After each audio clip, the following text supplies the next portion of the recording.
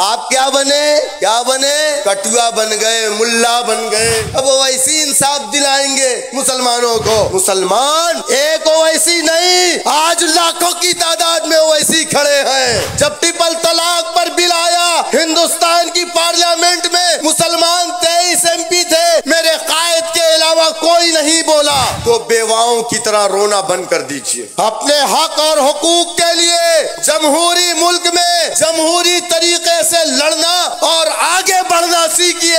तुम्हारा जो वोट है वो तुम्हारा हथियार है। तो बीजेपी के एजेंट है। अच्छा, आजकल एक नई चीज, अरे यार सबके ऊपर मुकदमा होता है, ओवैसी के ऊपर काहे मुकदमा ना होता है ना।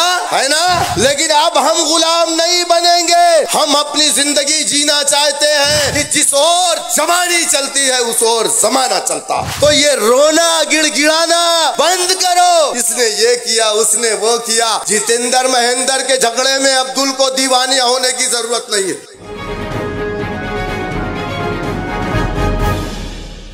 ऑल इंडिया मजलिस इत्तेहादुल मुस्लिमीन के कौमी सदर आली जनाब बैरिस्टर असदुद्दीन ओवैसी साहब हिंदुस्तान के मुख्तलिफ सूबों से तशरीफ लाए। तमाम सूबाई सदर तेलंगाना हैदराबाद से तशरीफ लाए, रुकने असेंबली। आप लोग हाथ उठाइए। आजमगढ़ से ताल्लुक रखने वाले लोग यहाँ पर कितने हैं? बस इतना है। तो आप लोग MIM के साथ हैं कि नहीं है? अच्छा, जितेंद्र से डर लगा था कि महेंद्र से? अल्लाह सुब्हानहू तआला से डरना।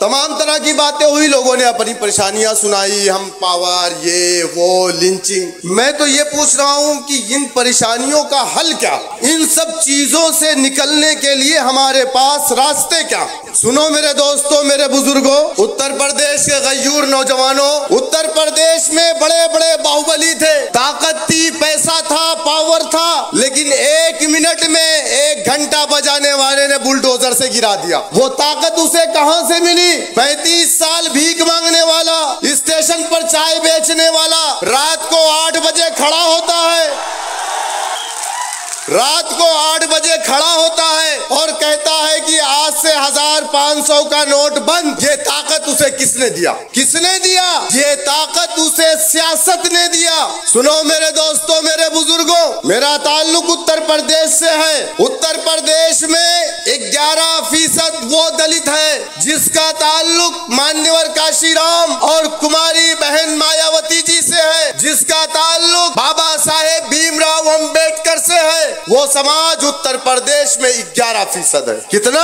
11% है। 16 जातीय दलितों की उत्तर प्रदेश में 22% है, लेकिन 11% वो जात जिसका ताल्लुक मान्यवर काशीराम से है, जिसे संविधान में अछूत कहा गया है। वो जातियां, उनका काम क्या था? उनकी जिंदगी कैसी थी? आपको याद होगा, आज से 20 साल पहले उनके इलाकों में स्कूल नहीं होते थे, उनके इलाकों में अस्पताल नहीं होते थे, उनके बच्चों को स्कूल में एडमिशन नहीं मिलता था, उनके बच्चों को सरकारी नौकरी नहीं मिलती थी। मेरे दोस्तों, मेरे बुजुर्गों, जबकि हिंदुस्तान की जो पार्लियामेंट है, जहां पर मेरे कायद नकीब मिल्लत जनाब बैरिस्टर असदुद्दीन ओवैसी साहब दहाड़ते हैं, उस पार्लियामेंट में 131 MP दलित समाज से ताल्लुक रखने वाला बैठता है, क्योंकि हिंदुस्तान के अंदर 543 में 131 सीट SC ST के लिए रिजर्व है। लेकिन वो SC खामोश था जब अछूतों के साथ अन्याय हो रहा था, उनके नौजवानों की लिंचिंग हो रही थी, उनके नौजवानों का मुकद्दर बन गया था कि सुबह उठ करके अपने घर की नहीं बल्कि दूसरों की गंदगियों को अपने सरों पर रख करके फेंकता था। हमारे घरों में जानवर मर जाते थे, हम किसको फोन करते थे? कहते थे फोनवा कह दे आवे, तनी गैया मर गई, बकरिया मर गई है ना, ले जाए। तो वो बेचारा आवे और लेके जाए, कहाँ लेके जाए? मैदान में। ओके, छीले के बाद उस चमड़ी को ले जा करके मार्केट में बेचता था और उस मरे हुए जानवर के गोश्त को निकालता था, अपने बच्चों के लिए ले करके जाता था, तेल पानी का इंतजाम कर। उसके हालात में तब्दीली कैसे आई? कैसे? 131 MP बैठा था, उसका खामोश था, क्योंकि वो कांग्रेसी MP था। जब तक उसकी पार्टी नहीं कहेगी वो नहीं बोल सकता। आप ये सोचते हो कि एनसीपी से जितेंद्र अवार्ड को जिता दोगे, तुम्हें इंसाफ मिल जाएगा? कभी नहीं मिलेगा।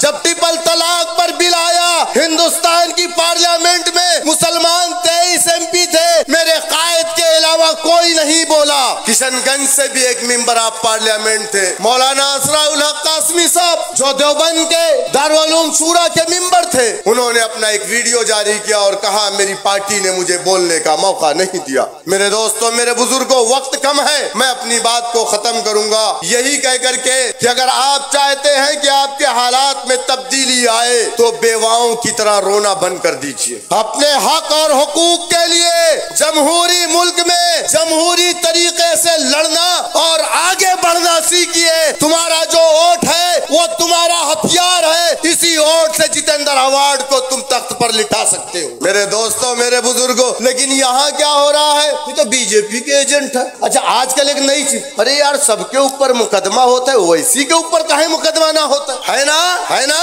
अरे यार ये तो भाजपा वाले की जितावा आवत है कि ना? बताओ भाई, सही है या गलत है? अच्छा, क्या हरियाणा में वैसी साहब गए थे? पंजाब में वैसी साहब गए थे?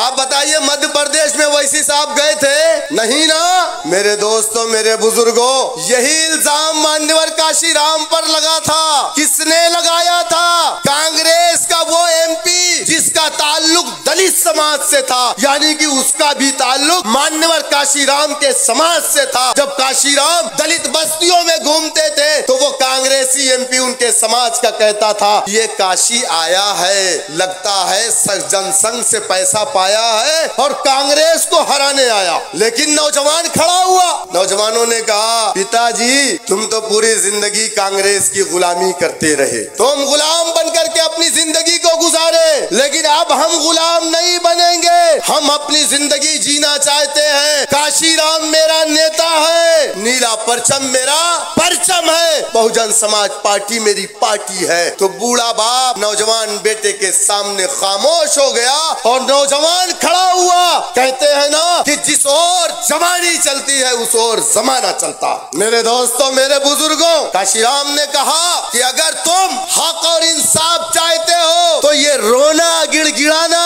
बंद करो। इसने ये किया, उसने वो किया। जितेंद्र महेंद्र के झगड़े में अब्दुल को दीवानिया होने की जरूरत नहीं है।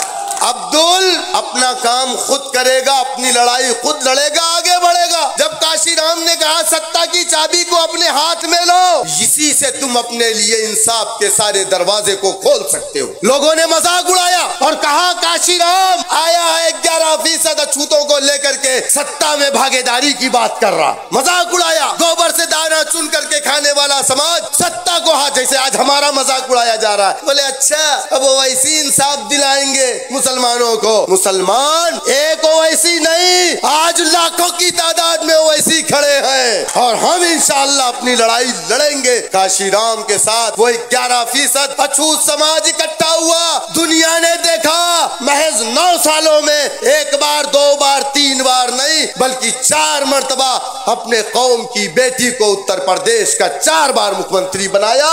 CM से लेकर के होमगार्ड तक दलित का बेटा बना, DGP बना, DM बना, SDM बना, तहसीलदार बना, कानून को बना, लेखपाल बना। बना कि नहीं बना? आप क्या बने? क्या बने? कटुआ बन गए, मुल्ला बन गए। आए दिन तरह तरह की बात, काट दो, फेंक दो, हम गाजर मूली काट के फेंक दीजिए।